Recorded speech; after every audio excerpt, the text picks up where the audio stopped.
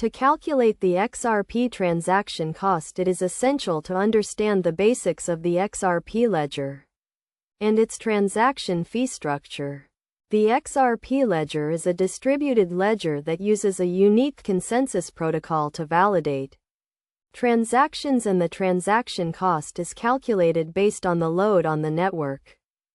First, determine the current base fee, which is the minimum fee required for a transaction to be processed by the network. The base fee is typically very low and is denoted in units of XRP.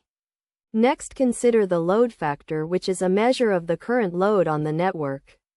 The load factor is calculated based on the number of transactions in the queue and the time it takes to process them. If the load factor is high, the transaction cost will be higher.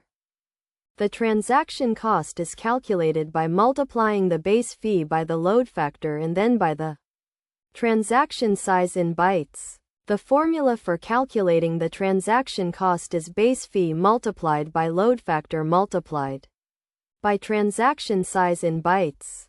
For example, if the base fee is 0.00001 XRP and the load factor is 2 and the transaction size is 100 bytes, the transaction cost would be 0.00001 multiplied by 2 multiplied by 100, which equals 0.002 XRP.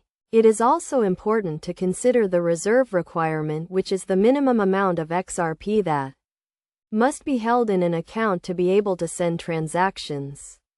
The reserve requirement is typically 20 XRP for a standard account. To minimize transaction costs, it is best to send transactions during off-peak hours when the load on the network is low. It is also a good idea to use a wallet that allows you to set a custom transaction fee so you can choose the fee that you are willing to pay. In conclusion, calculating the XRP transaction cost requires an understanding of the XRP ledger and its transaction fee structure. By considering the base fee, load factor, transaction size, and reserve requirement, you can accurately calculate the transaction cost and minimize your costs by sending transactions during off-peak hours and using a wallet that allows custom transaction fees.